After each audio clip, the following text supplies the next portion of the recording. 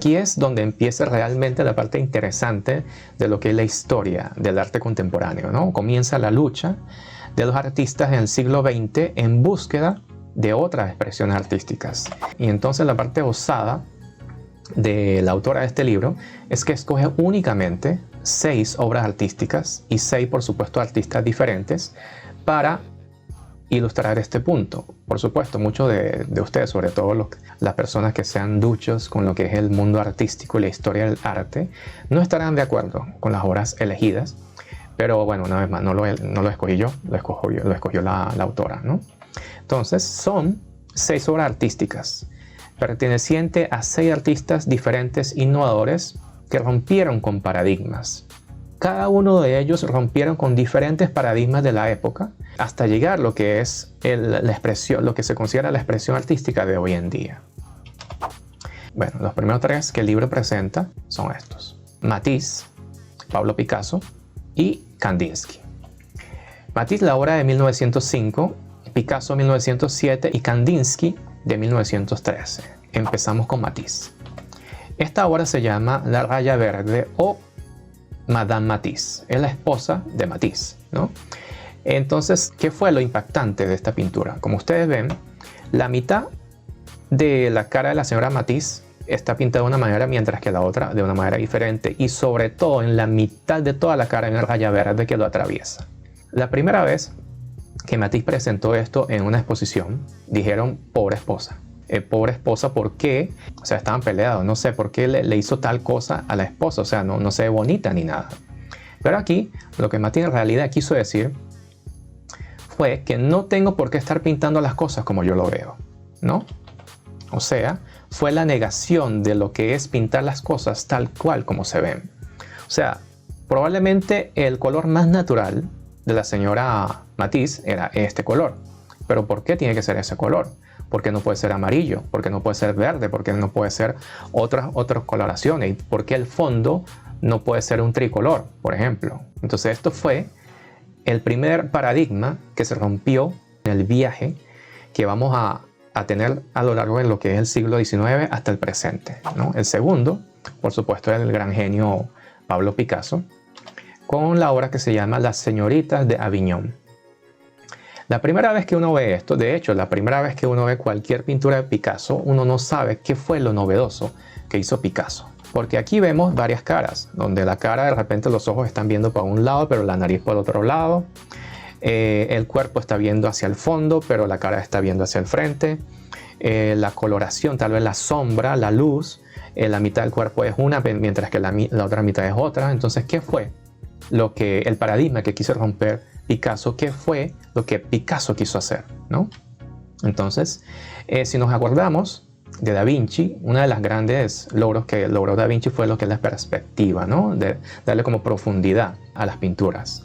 Y siempre es un punto de vista, hay una sola perspectiva que se está manejando.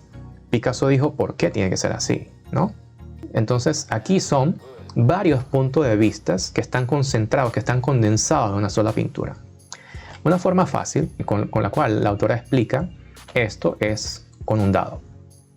Cuando tú pintas un dado, por supuesto, para darle una tridimensionalidad, tú lo que intentas dibujar es un cubo, ¿no? Con diferentes líneas diagonales y tal, para que se vea que es tridimensional. Sin embargo, cuando tú dibujas un dado de esta manera, no estás dibujando todos los lados de un dado. Porque se supone que detrás del 2 está el 5, detrás del 3 está el 4, detrás del 1 está el 6 y hay otros números más ahí que no se ven. Entonces, en realidad, tú no estás pintando el todo, tú no estás expresando el todo en tus dibujos, ¿no? Pero una forma de expresar un dado es a partir de lo que se llama un desarrollo, ¿no? Este es el desarrollo cúbico de un dado. Y aquí sí vemos todos los números expresado en un solo plano. Entonces, esto fue básicamente lo que hizo Picasso. O sea, esto de ver los diferentes puntos de vista posibles y todo eso condensarlo en una sola pintura. Y aquí radicó lo que es la genialidad de Pablo Picasso, ¿no? Era una persona capaz de ver las cosas en forma multidimensional y a la vez plasmarlo de forma artística en un solo cuadro. Entonces aquí se logró dar respuesta a la pregunta de qué es una representación realista. Y también permitió liberar a los artistas de lo que son las perspectivas, porque se adoptó lo que es la multiperspectiva, y es el nacimiento, por supuesto, del cubismo, y a la vez deshacerse completamente de lo que es la tradición renacentista. El siguiente artista es, por supuesto, Kandinsky. Cuando vemos la obra de arte de Kandinsky, oye, nos parece bonito, ¿no? La forma, los colores que está mezclando y demás, o sea, se ve bastante agradable a la vista, pero no sabemos qué es lo que está pintando, ¿no? Esta obra se llama Composición número 7. Resulta que Kandinsky lo que intentó dibujar aquí fue la música. Kandinsky era, además de artista, también era músico, era muy ducho con lo que es la música.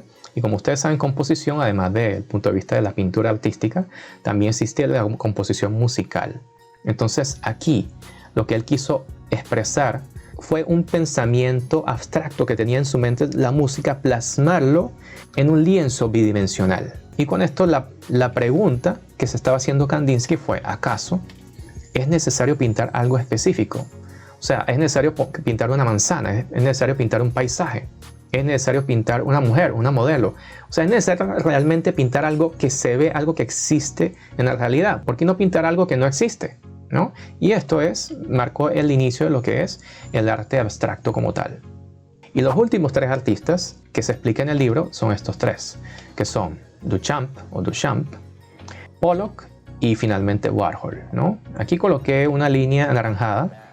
Desde el punto de vista de la historia del mundo, pasa algo muy interesante. Si se dan cuenta, de Duchamp para atrás, todos los artistas que he venido presentando, todos son europeos, porque era muy europocéntrico el mundo en ese momento. Entonces vemos que Duchamp, 1917, hasta Pollock, de 1948, hay mucho tiempo. ¿Qué estaba pasando en esta época?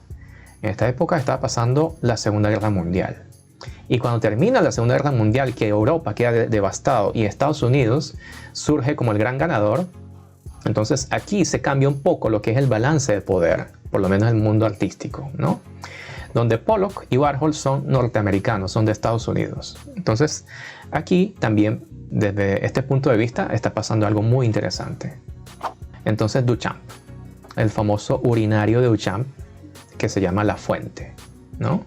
Aquí voy a hacer un poco de lado aquella polémica de que si fue Duchamp o no el verdadero artista, así que también coloqué el nombre de la artista Elsa von Freytag, que tengo entendido fue la persona que en realidad hizo esta obra, ¿no? O sea, que fue la persona que en realidad envió esta obra, y Duchamp lo presentó en su nombre, pero sin nunca mencionar que fue Elsa. Pero bueno, haciendo de lado esto, voy a considerar, por propósitos de este video, de que el autor fue Duchamp, ¿no? Ok. Aquí lo que se cuestionó Duchamp fue: ¿acaso el arte tiene que expresar algo bello? La belleza. Entonces Duchamp, a propósito, escogió algo que la gran mayoría de las personas llegarían al consenso de que no es bello, de que es algo sucio, que es como lo que es un urinario. Y eso lo presentó como una obra de arte. Y esta obra de arte fue tan riesgoso que al final no fue aceptado en la exposición, ¿no? Resulta que Duchamp formaba parte del comité organizador de una exposición que estaban montando, y entonces él quería presentar esta obra, pero todos los demás directivos de esa galería se opusieron. Entonces al final nunca fue presentado en vivo, sino que fue en forma de foto, en un panfleto donde se resumían aquellas obras que fueron rechazadas. Pero esta obra causó tanto revuelo, tanto impacto dentro de lo que son el público en general y los críticos y los artistas, que bueno, perduró lo que es en el tiempo, ¿no? Y además puso en la palestra la pregunta de: ¿acaso la obra de arte tiene que ser creada por el artista? O sea, no puedo ir, por ejemplo, a una ferretería a comprar un alicate y colocarlo eso como una obra de arte. El siguiente artista es Pollock. Y Pollock es el primer artista norteamericano de Estados Unidos en esta larga línea de artistas influyentes.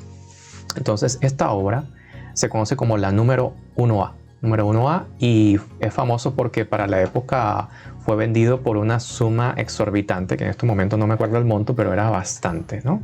Entonces la pregunta que se hizo Pollock en este caso fue: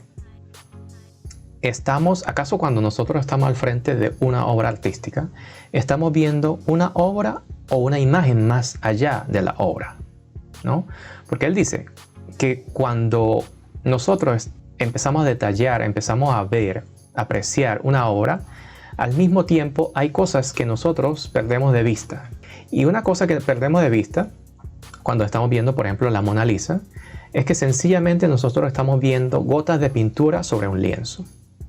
Que cuando nosotros estamos viendo un sketch, perdemos de vista que lo que estamos viendo en realidad son polvos de grafito sobre un papel, ¿no?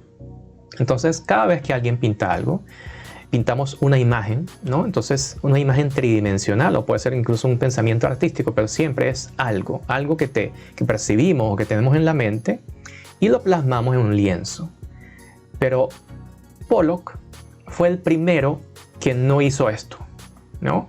Entonces, en sus obras está finamente calculado de manera que la persona que esté viendo esa obra de arte no identifique ninguna imagen en ella, sino sencillamente son un poco de pintura sobre el lienzo. Eso es todo, ¿no? Y la imagen que tú te presentes a la mente ya depende de ti, no depende de la obra. Si tú percibes alguna imagen, eso es que tú estás yendo más allá de la obra. Muchas veces, cuando vamos a un museo de arte contemporáneo, vemos, oye, pero aquí lo único que el artista hizo fue, se le botó un poco de pintura sobre el lienzo, eso no es pintura nada. Entonces, la primera vez que un público dijo eso fue con las pinturas de Pollock, ¿no? Algo que parece aparentemente fácil, pero en realidad tiene su dificultad. Y finalmente tenemos a Andy Warhol.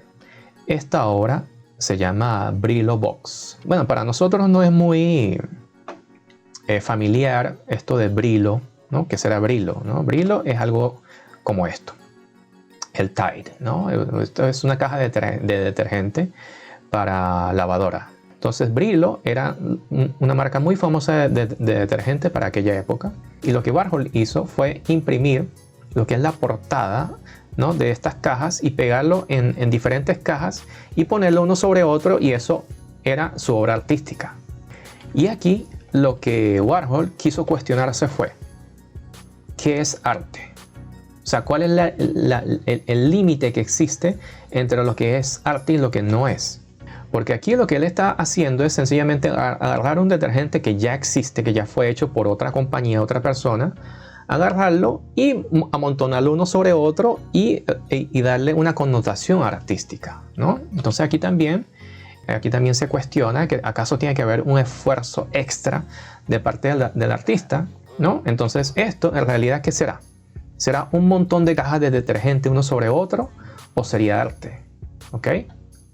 O otra obra famosa de Warhol es que agarró una lata de sopa en crema, lo imprimió uno al lado de otro y eso era una obra artística.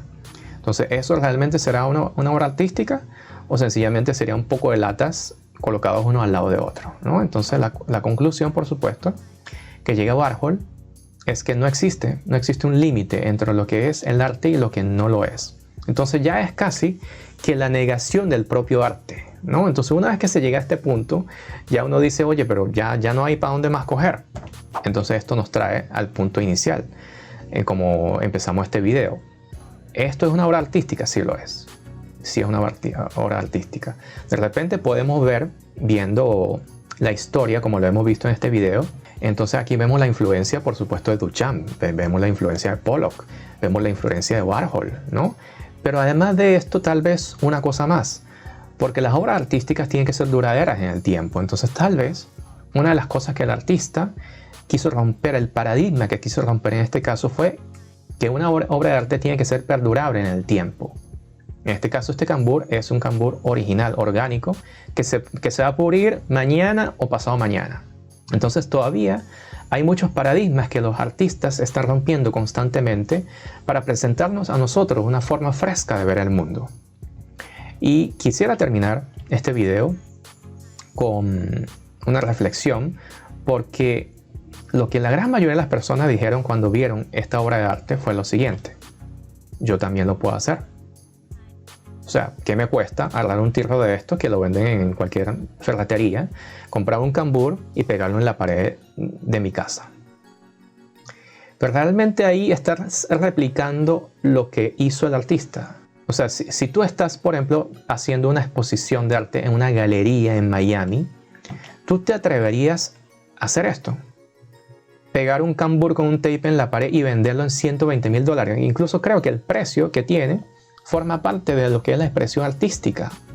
Y además de eso, antes de hacer esto, el artista tiene un proceso de reflexión y pensamiento muy largo antes de llegar a lo que es el producto final. Esto es el producto final, lo único que estamos viendo, ¿no? O sea, una vez más, estamos viendo la flor y no estamos viendo ni el tallo, ni la raíz, ni nada de eso. Solo estamos viendo la flor y decimos, ah, no, pero esa flor yo lo puedo hacer. Pero ahí no es donde radica el punto de todo esto. Y además, no importa si puedes copiarlo o no, si lo puedes hacer o no, porque en el instante que tú haces la réplica de esto, ya dejas de ser original. Estás haciendo una copia vulgar de algo que un artista ya lo hizo antes que tú, entonces pierde totalmente lo que es el valor artístico. ¿Ok? Entonces, bueno, con esto espero haber dado unos tips para entender lo que es sobre todo el arte contemporáneo. Y una vez más, esto escapa mucho a lo que es mi experticia, así que cualquier comentario en contra o favor de lo que diga este libro o lo que dije yo, por supuesto son bienvenidos en el comentario. Muchísimas gracias por ver y nos vemos en el siguiente video.